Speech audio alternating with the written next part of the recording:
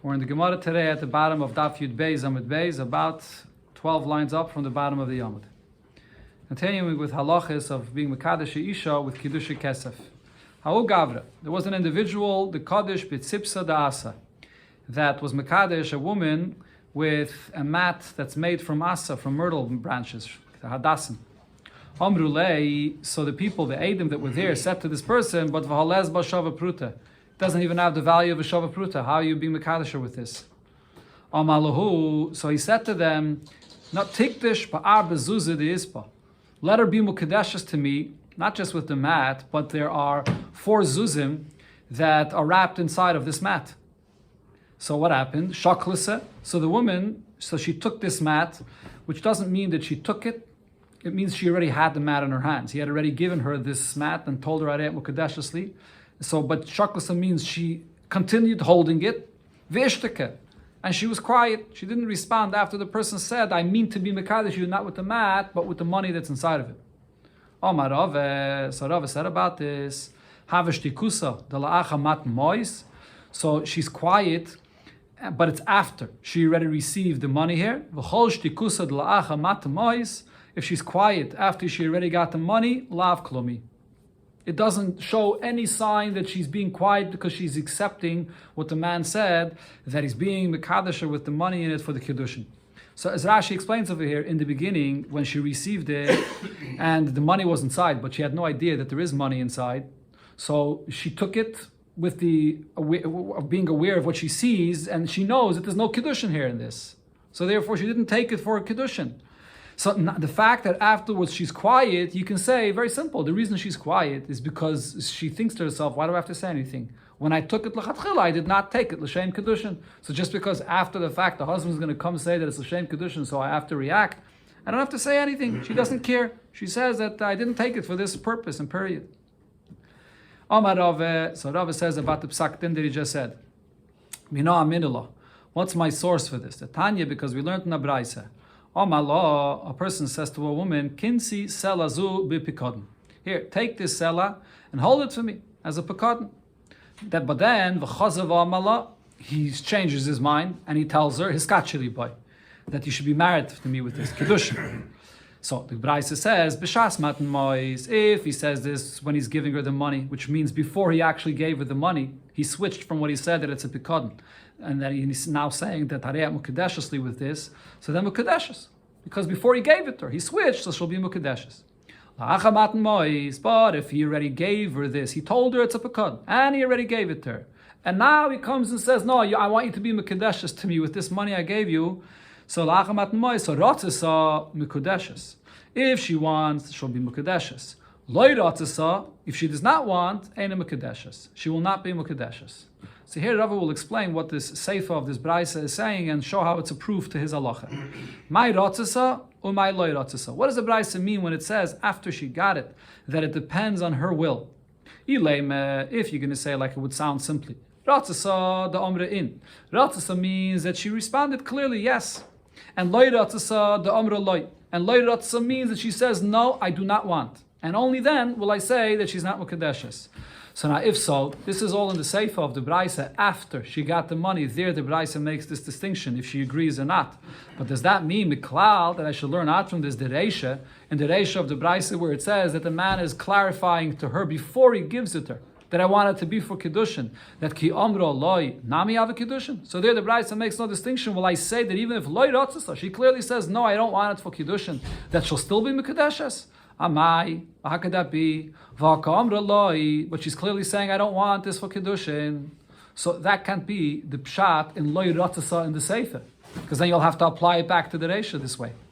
Elolav, so here Rava says, it must be, what's the pshat in the Braisa? Rotzasa the amra in. Ratzasa means that she's clearly saying yes. Loy ratzasa, what the Braisa means by loy ratzasa is the ishteke mishteke, that she's just quiet. She takes it and she doesn't say anything. So the way to understand the words of loy ratzasa in the Braisa is loy ratzasa. She did not say ratzasa, not loy. That's how Rashi teaches it. So therefore, we see over here shma mino shtike t'lachamat mois, that if she's quiet after the money was given to her, lav klumi. So then it's not a raya that she's accepting the Kidushin. Adarab, she's thinking to herself, I have no reason to speak up. And therefore, I didn't accept it for Kidushin in the first place. Just because this person is saying now foolish things, that you're going to be Mekadeshes to me, I don't have to say anything. So therefore, her being quiet doesn't prove she's accepting it L'Shem Kidushin. How would you learn that in the Reisha? In the Reisha, it's before. In the Reisha, if she accepts it, and if she says yes, or even if she's quiet, and the husband said, that the man said before he gave it to her, Mukadeshesly with this, she will be Mukadeshes. Because before she got it, and the man says you should be Mukadeshes, and she's quiet over there, it shows that she's being maskim to this, because she didn't even get it yet. That's what the Reish is talking about. But now the Gemara brings that there are those that disagreed with this raya from Rava.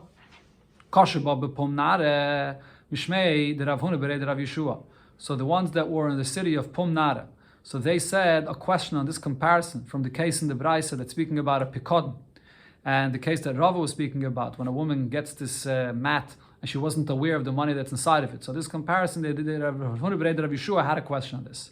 And he said as follows, Midami, how could you compare the shtike, the being quiet in the case of the Braisa, to the shtike of the story by Rava with the mat? Hasam b'toiris pekadin yavinu ne'Allah. In the case of the Braisa, the husband is telling her that he's giving it to her as a pekadin, and she got it already, as a pekadin. So over here, she's holding it in her hands. She's not dropping it. After the husband tells her, now I want it to be a Kidushin, she continues holding it. So why didn't she drop it? So that's the point the Gemara is going to focus on. You're saying that the fact that she's quiet doesn't prove anything. Because she's thinking to herself, why do I have to speak up? I already made it clear. It was already clear from before what I received this for. But on the other hand, the question is, so if she doesn't want it for what the husband wants her to hold it for right now, so why didn't she drop it? Why should she continue holding it in her hands? Shouldn't that prove that she wants it l'shem kedushin? So therefore the Gemara says, by the pekadein, I would say that because she originally got it for a pekadein, so savra, she thinks to herself, ishadina lohu, if I'm just going to let it and drop it and throw it out of my hands, and it's going to break, so then it's going to be my responsibility. I'll have to pay for this because I got it as a pekadein. I have to keep it in good shape. So therefore, over there, the fact that she's not dropping it does not prove that she's holding on to it l'shem kedushin. She's afraid to drop it, and the fact that she's quiet also doesn't mean anything l'shem kedushin. But hacha over here, by the story of Rave with the tzipsa da'asa, b'teiris kedushin yavinu ne'Allah. He gave it to her in the beginning for kedushin. He never gave it to her as a pekadin. It's just that she thought that it has no shava pruta in it. So so if in fact she sees that in her mind it has no shava pruta and she's not interested in this marriage, so why isn't she throwing it down? So the very fact that she's still holding it in her hands, shouldn't that be a proof that she is mukadeshes? That was the way Rav Huna ben Rav Yeshua looked at this. So on this question, Parech Rav Achai asked, how could you start making such kind of calculations? Atu, kulu, nashi, dini gemire. Do you think that all women, we can assume that women know halachas to this extent, that she's thinking to herself, if it's a pekadein, it's my responsibility if I drop it. If it's not a pekadein, then it's not my responsibility. Hachanami, over here, by this case that Rava, the story of Rava, when she got this mat in her hands, Savra, she thinks to herself, Yishadinalo, if I drop it, if I throw it back to him, umitbri, and it breaks, mischayavne bachrisayel. So it's going to be my responsibility. So therefore, the fact that she didn't drop it does not prove in any way that she wanted to accept it for Kidushin. She's also concerned to drop it. Sholcha Rav Acha. So there was a machlokes here about this case. So Sholcha Rav Acha barav lekamei de Ravina kai gavne mai. He asked Ravina, what did he hold about this case? What's the halacha? Sholach le, he answered him, Anan leishmir lon ha de Rav Huna berei de Rav Yeshua. We did not hear. He didn't agree to this halacha of Rav Huna berei de Rav Yeshua. So, I mean, Rashi here does not say that he didn't agree. He says, I didn't hear it in his name. Nobody told us ever this svara that Rav Huna berei de Rav Yeshua said. Aton, the shmiyaluchu chushula. You that did hear the distinction that Rav Huna berei de Rav Yeshua said, so you have to be concerned about this. Right? So that there is a possibility to make this distinction, that maybe the fact that she's holding it is a raya that it is l'shem kedushin. Okay. Gemara brings another story. Hahi itze. There was a woman. She was selling varshachi. Over here in Rashi it says bendels, some kind of bendel or belt. I think it says it's some kind of a silk belt. Asahu gavra. So a man came along. He grabbed away one of them from her. Amrale, so she says to him, Havaneli, give it back to me. Amalah, so this man, this Ganev, tells her, if I give it back to you, Mekachesli, will you be Mekadeshes to me? Shachlase, she took it from him and Vishtika. And she was quiet. She didn't say anything. So Rav Nachman said about this case, so over here she's quiet, she can say, in Shakli, of course I took it, but Vididi Shakli, I'm taking what's mine. The fact that I'm taking it after this man says, will you be Mekadeshes to me, and I'm quiet, doesn't prove anything. I'm just taking back what belongs to me. So Rav asks Rav Nachman from a Braisa where it says, Kitsha begezel. A man is Mekadesh, a woman with something that he stole from her. Gzela. Gzela is when he took it from her directly and openly. Or B'chamas. When he takes it from her, B'chamas is when he pays for it, but she didn't want to sell it to him. Or B'gneva, when he stole it from her discreetly. Or Shechotaf Sela Miyada. Or he grabbed away a coin from her hand, and then he takes this thing that he grabbed away from her, Vikitsha, and now he gives it back to her, and he's Mekadesha with this. Mukadeshes, says the Braisa, she will be Mukadeshes. But Rav Nachman said, and L'chayre, what Rav Nachman said makes sense. You steal it, and then you're giving it back for Kidushin. So the Gemara explains, Hassam, what that Braisa is speaking about is Bidushodich. That there was already an engagement before, he spoke to her already about it, and she agreed to get married to him. So over there, when she's quiet afterwards, the reason she's quiet is because she's in agreement. He took something from her, maybe even against the world, but now that he's giving it back to her because there was already an agreement that she's going to get married, so she's quiet is an indication of Kidushin. When was he kind of it? Huh?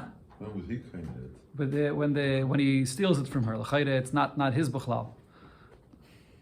Not his. Huh? So if it's not his, how could he be Mekadesher? There has to be some kind of a kinyan of it. Even by Genevis, there's a certain kind of a kinyan. I mean, by Chomos, there's a kinyan. If he paid for it, there's for sure a kinyan. But even by Gzeila and Geneva, maybe there was a shinui, something. There had to be some kind of something happened here that he has ownership of it, and then he's able to be Mekadesher with this. Says the Gemara, Umina. Huh? No.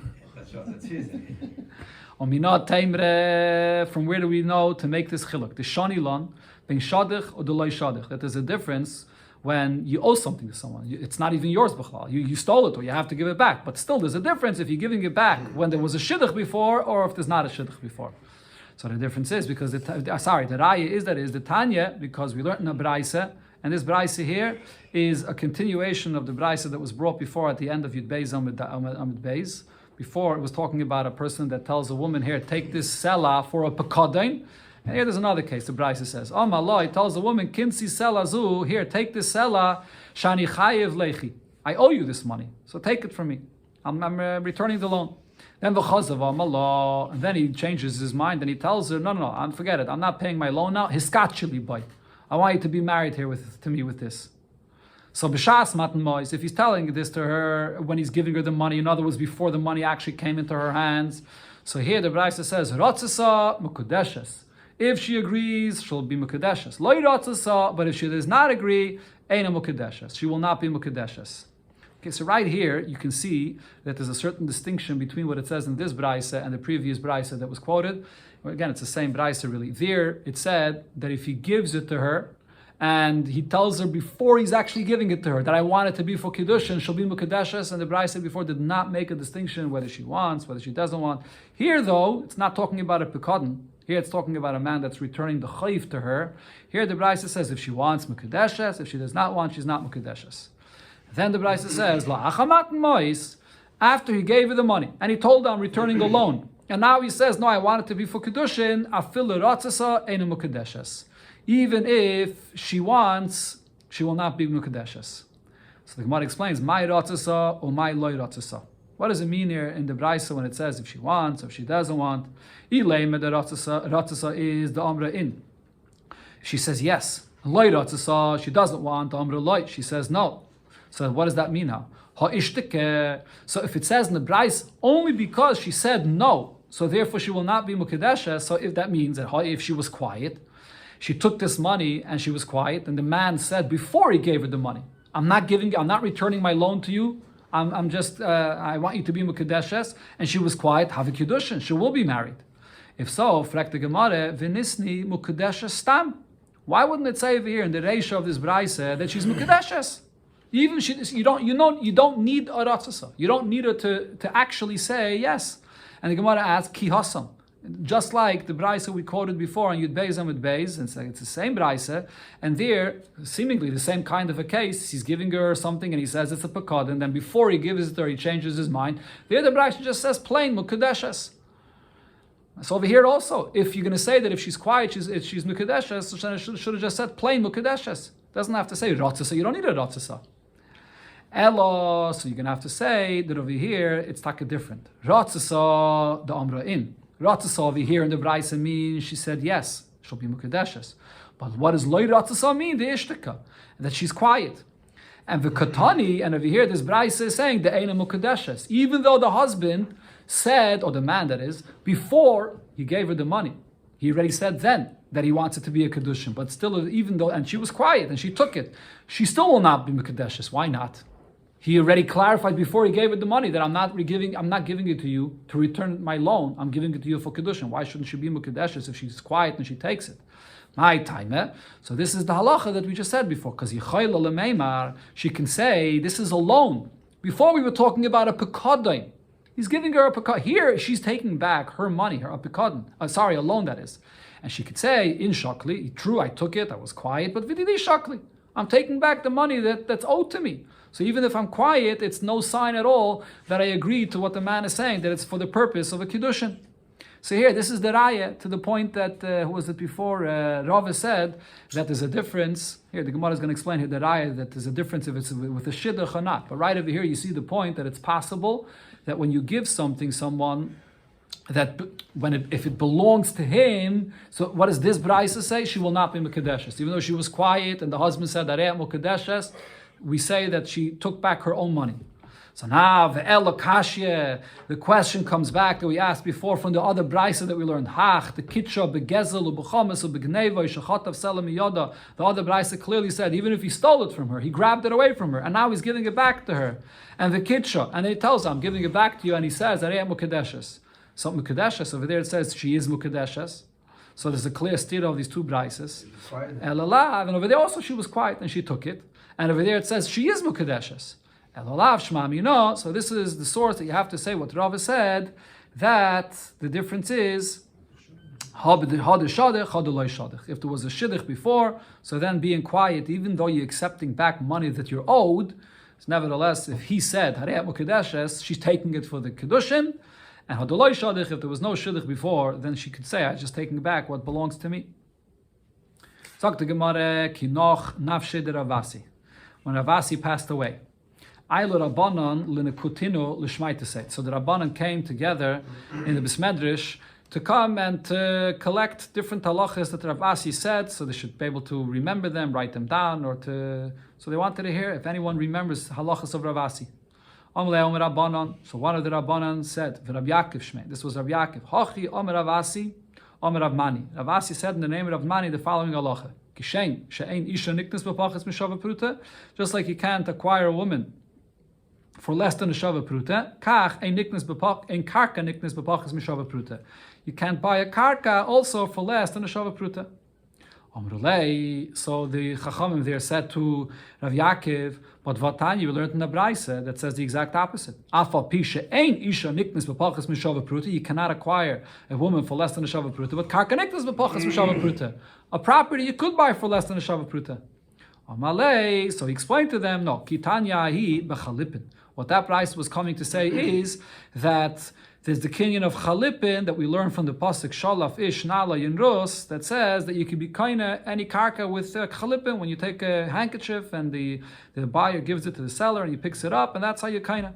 The Tanya kainin bekeli, you can be kaina with a keli, which could be even a handkerchief, even though it has no value of a pruta. But as we learned before, already in the Masechta, there's no Kidushin of Chalipin for a woman. So here the Gemara is going to bring a few other halachas that was said in that time, even though it doesn't have a direct connection to Kidushin, some of them, but this is different halachas that they collected in the name of Ravasi. Hada Yasvi Kamri, and then they were further, they were sitting there and they said as follows. Another thing in the name of Ravasi. Hadam Rav Yudah Mashmul. This halacha that Rav Yudah said in the name of Shmuel, we had before in the Masechta here, Kol Sheni Yedei B'tiv Gitnu Kidushin. person that doesn't know well the halachas of whether gittin or kedushin, lo yehela esek iman, has no business dealing with them.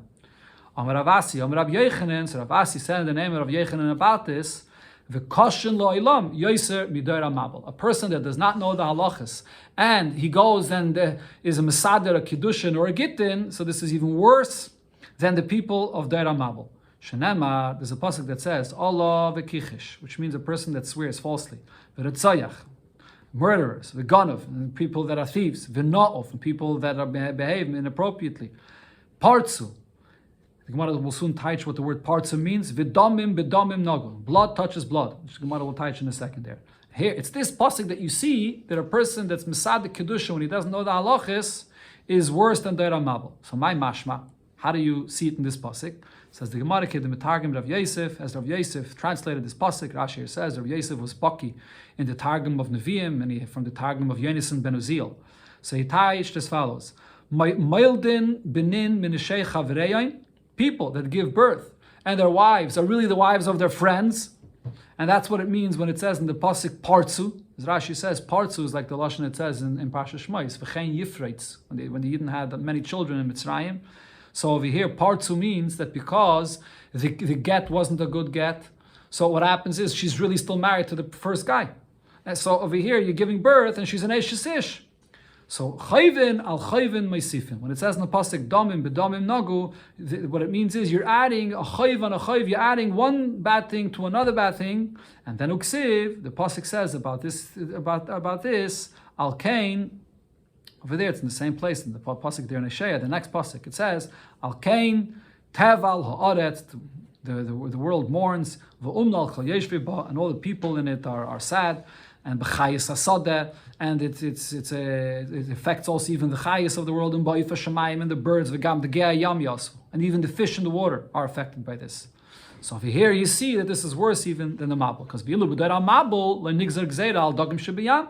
The mabul was not a decree that affected the fish in the water. Only those on dry land died. But not the fish. Here it says that even the fish are affected by such behavior when there's no proper get and no proper Kidushin and you have children. But here the pasuk gave a whole list of things before it speaks about chayvin al chayvin. But it says a whole list of things that are maybe I could say that it says here that it's so terrible, worse than the mabul. It's only if a person does everything that it mentions here in the pasuk. Right? The pasuk over here said Allah kichish ratzayach ganuv noiv. All these things maybe. Because the Gemara loisal kedaitach. No, we can't say that it's only when you do all of them. Because the chsiv, there's a pasuk in a different place where it says ki mipnei Allah avla haaretz. That just because of Allah, which is one of these averis mentioned here, that a person swears falsely, this itself is a reason why the world is mourning. So over here also, when it said the same lashon, al kain toiv ala aretz or tev ala aretz, it's even if only it's one of them. But still, we can argue and say ve'eme Allah lechud, that Allah, that itself is an aveda that's bad enough that the world will be mourning. But then all the other details mentioned in the pasuk have to all be read together. Only if you do all of them, which is Ritzayach, Viganai, Vinnaif, and Partzu Damim. So maybe it's all together, not just if a person is Mesada Kidushin or Gittin, that's not good. Says the Gemara, no, Miksiv u Partzu ksiv. It doesn't say with a vav that connects these things together. By the other things it mentions in the pasuk, it says Vikichish, Viratzayach, Vigano, Vinov with a vav. But then when it comes to Partzu, it says Partzu separately. And the Partzu is referring to this, that people have children without a proper get, and therefore it's a Eishes Ish, that's separate. And therefore we see that this itself is worse than the Deira Mabul. Another thing that was brought as a halacha of Rabbi Yossi. Hada Yasvi, Ravasi, sorry, thank you, yeah, Ravasi. Hada Yasvi v'kamri, so they were further sitting there and they said the following. Hada Tanan, this mission that says Ha'isha, this is talking about a woman that gave birth. A woman that gives birth has to bring a carbon chatas and a carbon oila. So she gave birth, Shevia chatasa, she already brought a carbon chatas, umesa, and then she passed away. So Yaviu Yershin oilasa. The Yershin of hers have to bring the carbon oila. So the chiddush over here is, even though she's not alive, so who are you bringing the carbon oila for? You may think that the carbon oila is only for a person that's alive. But over here, the carbon oila is brought for this yeledes even after she passes away. Rav Yehuda Mashmuel. So Rav Yehuda said in the name of Shmuel about this, but for who? Shefrishasa Michayim. That's only if there's an actual carbon that she had already separated when she was alive. So then that carbon, you have to go ahead and bring it. If she did not separate any carbon yet, so even though she has an obligation, the Torah obligates her to bring this carbon oila, but the children will not have to fulfill that obligation and bring the carbon oila for her. So the Gemara explains, what do we see from what Shmuel is saying here? Alma, what I see is, Kasava Shmuel holds, Shibuda lav da'iraisa. When there's a minatayre, there is no shibud on the money. This lashon of shibuda lav da'iraisa refers specifically to the money, the possessions of a person. When a person owes money, whether he owes money for a chayiv, in this case, he owes money because the Torah obligates him to bring a carbon, so you have to take your money and buy a carbon with this. Does that mean that besides the shibud that is on you, on the guf of the person, is there also a shibud on the actual money itself? That the money becomes responsible for this? Rashi says that the money becomes like a audit, like a guarantor. And which means then that even if the person himself passes away, but this obligation now goes on the actual money. If that would be the din, so then even after this woman passed away, because this chayiv goes on to her actual money that becomes responsible for the carbon, so her money, her possessions are still here, and you're going to have to use her money to buy a carbon and bring it for her. So the fact that Shmuel says that if she passes away and she did not separate a carbon yet, you don't have to bring a carbon for her, that means that even though her money is here, but there's no shibud minatayre that goes on the actual money that she owns. That was Shmuel's opinion. Now this, Amar Rav Asi, Amar Rav Yechanan. So here's the halacha that they brought that Rav Asi said in the name of Rav Yechanan, and he argued, Afagav shaloi yifrisha michayim, even though she did not separate any carbon, nevertheless, the children are going to have to bring the carbon for her from her money. Alma, so we see that what does Rav Asi hold, what does Rav Yechanan hold? Kesavar yolz shibuda havadairaisa. That when you owe something, it's not only you, the body, the person that owes, but the responsibility goes on the money itself. And if you can't pay, if the person passed away, so then the money has to be used now to pay that up, and therefore they're going to have to bring this carbon oila that went on the money. That's the machlokes here. And this machlokes shibuda deiraisa, shibuda lav deiraisa, it comes up regarding any situation where there's even a loan. As the Gemara here brings, that we see that this argument, whether there's a shibud minatayra on the money itself, they argued about this already once. The Rav and Shmuel Damri Tarvayu, Rav and Shmuel both said, Milva al peh. If there's a loan, and it was just verbally, there was no document where it said clearly in the document that the person's money and possessions, karkois, should be meshubed. It's just a verbal loan. Ein goyvim and yarshin. So if the person passes away, you can't now go to the yarshim and say, this money is responsible that I could collect and it should be paid for me. And also not from any buyers of the properties of this person, you can't collect from there either, because there's no shibud on the properties, on the money. Rabbi Yechanan and Reish Lakish Damri Tavai, but Rabbi Yechanan and Reish Lakish both said, Milval Peh, even a loan where there's no shtar. So the person owes the money. The fact that he owes, the shibud goes on the money as well. So Goyvim Mina Yershin, Mina Yershin, Beimina Yershin that is, and Beimina Lakuch from both. If he passes away or he sells, so the shibud is on the money itself. There's a shibud the iraisa on the actual money. So we see over here that was the same argument once before regarding any loan. So why are they arguing here regarding the chiyuv of a carbon? And it is the Gemara Tzriche, the machlokes has to be spelled out in both of these cases. Because if we would only say over here the machlokes regarding a loan, Shmuel, it's over here that Shmuel said that there's no shibud on the money, because this is not an obligation that the Torah is obligating you to pay. This is a loan that a person lent money, but it's not something that's written in the Torah. So over here, that's why Shmuel held a regular loan, the shibud is not on the actual money itself. Aval bahach, but over here, when this is a carbon oila that the Torah obligates you to pay, maybe over here, since it's a mitzvah, over here, maybe this is stronger, and it's written in the Torah. So maybe it's like something that was already spelled out in a shtar. Everybody agrees if you have an actual shtar, and the shtar says clearly that the money is meshubit, my properties are meshubit to this loan, that the properties become meshubit. So maybe once it's written in the Torah, it should be equivalent to mamish like you're having a shtar. And the same thing, Gemara says the opposite. Via shminim baha. If we would only have the machlokes over here regarding this carbon oila, which is obligation written in the Torah, I would say baha kamer Rabbi Yochanan. Only here Rabbi Yochanan said that the shibud goes on the money itself, the milvik ksuva b'Torah, because once it's obligation written in the Torah, kiksuva b'shtar damya. It's the same as it was written out clearly in a shtar. Aval bahach, but over here by a loan, a milval peh, where there's no shtar at all, maybe Rabbi Yochanan would agree to Shmuel that there's no shibud that goes in the money itself. So tzricha, therefore the machlokes is spelled out in both of these cases. Now what's the actual halacha? Omer av papa, hilchase, the halacha regarding this is, milval peh, a loan without any shtar, goive min yershin, you could collect from yershin this loan, but you cannot collect from any buyers of the property of this borrower, of this loive. And what's the difference? You could collect from Yershin because shibude the oiraisa. Because we do paskin that the shibud does go on the money. The money is responsible to pay up this loan. So the person passes away, the inheritors have the possessions, so they have the money. That's where the payment comes from. But however, you cannot collect from buyers when it's a milval peh because the less like color. Because a milval peh, when there's no shtar, there's no rumor about this, and there's no way the buyer could know about this. So chachamim were masakin that it's not right to go and take away from the properties of the buyer. How's the buyer supposed to protect himself from this? He has no way to know that the seller had people that he owed this money to. It's not documented. Okay, that's the maskana of our Gemara over here. What? Yeah, of course, karka.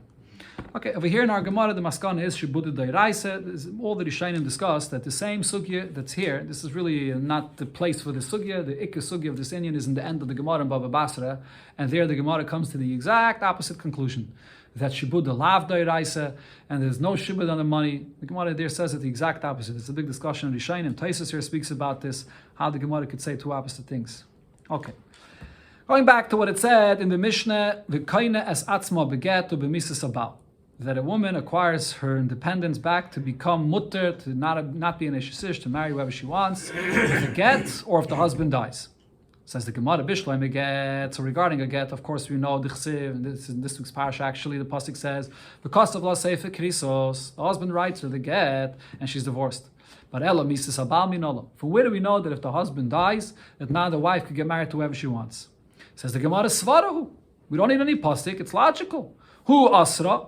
The husband is the one that asred her when he's her husband, and vahu sharsa. So now that he died, so automatically she becomes mutter. In fact, the Gemara, not necessarily. The Svara is not so clear because v'ha'arayis, the asalahu, once the husband marries her, and now certain relatives become aser, and the isser of arayis, v'loy shari lahu, and after the husband dies, those isser of arayis do not go away. And Rashi here brings a bunch of examples of arayis that remain even after the husband passes away. So we see that we don't just say that once the husband died, it's like the marriage never happened, and that the whole status of Eshes Ish disappears. So maybe she can still have a status of an Eshes Ish even after the husband passes away. Elo says the Gemara, you're right, it's not a svara. But with the Amar Rachmana, we learn it out from this that the Torah says, Yivama she'en lo banim, asura. Yivama, her husband passed away without children. So now she's also, the pasuk says she's also to get married to anyone. The pasuk says, Leisi Eshes Hameis Lachutza. So from what do we understand from that? Oh, yesh lo banim. The fact that the Torah is saying regarding a Yavama that she can't marry anyone, but if her husband would have had children and she's not a Yavama, this is also in this week's parasha, muteres. She's allowed to get married to whoever she wants. So that's the source from the din of Yavama. I see that otherwise she is muter. But how do you know? V'dilme ein lo banim. Maybe when she had no children, she's a Yavama. Asura la'alma. She's asked to get married to anyone. And v'shari yavam. The main point here is the chiddush that she's allowed to get married to the Yavam. V'yesh lo banim. But when she has children, l'kula alma nami asura. She's asur to everybody. She's still yesh lo banim l'kula alma nami asura. She's asur to everybody. She's asur to the Yavam. She's asur to the whole world. So maybe from Yavam you can't bring any raya that if the husband dies that she's mutter to get married to whoever she wants. Maybe the status of Eshes Ish remains even after the husband dies. Just like we see that the Isser of Harayis remains after the husband dies to the relatives. So maybe the Isser that's based on the fact that she's married to this man is also included a status of Eshes Ish. Ella says the Gemara, we can prove that she's allowed after the husband dies because the Torah says, Almana lekohen gadol asura. An almana may not marry a kohen gadol. So if the Torah is saying that this is only a isser for a kohen gadol, so hol a kohen hedyot, but an almana to marry a kohen hedyot or anyone else, sharia is allowed. So I see that an almana is allowed to get married to anyone. So the Gemara asks, it's also not a raya. V'dilme lekohen gadol belav. Maybe by a kohen gadol, the Torah is adding and saying that it's also for an almana to marry and it's a lav. And lokula alma be'esa. And for everyone else, it'll be an isser of an essa. So Rashi over here says right away, which essa is this? The essa would be based on what it says in the pasuk by a get, v'shulcha mi beisai, v'yatza v'haisa le'ish acher. So what you see over here is that only if you give a get, and he sent her from his house with a get, then v'haisa le'ish acher. Then she could marry someone else. But if you didn't give a get, then she can't marry someone else. So the pasuk is writing it in an oifen of an esse, and from that I can understand that if you don't do so, it'll be esse. So this is what's called a lav haba meklal esse. So therefore, maybe from the very fact that the only thing the Torah says is a get, I understand it in any other way, that there's still a isser of esse. She can't get married to anyone. But the Gemara asks on this, hi esse maya vidite. How could this be that after the husband dies, so you're telling me that she's not really an Eishes Ish anymore? An Eishes Ish, there's a Chi of Kodesh, there's a much stronger Issa. So she's not, you're asking that Issa of Eishes Ish should not apply anymore, but maybe there's an Issa of an Essa that I could learn from the pasuk that it says by get. What does this mean? Ida Hanya Misus Abal. If once the husband dies, so it has an effect that she's not married to him anymore, she's not an Eishes Ish, so Tishtari Lagamri. Shouldn't she be completely mutter? She's not an Eishes Ish. And if when the husband dies, so then the fact that he dies does not change her status. She's still an Eishes Ish. So take me b'milsa kamaisa. So then she should be in the previous status that she's still an Eishes Ish. So then our question that we asked before would come back. Why does the Torah have to say that an almana is not allowed to marry a kohen gadol? She's still an Eishes Ish. She can't marry anyone. So the Gemara is struggling to try to understand over here. How can you say that after the husband dies, she's not an Eishes Ish, but there's still an Isser of an Essa? Why is the Isser of an Essa here? Based on what? So the Gemara says this is not a question. Alam aloi, why can't you say such a thing? Apikta mimise ve'oikme al Essa. That when the husband is alive, so then she's a full Eishes Ish.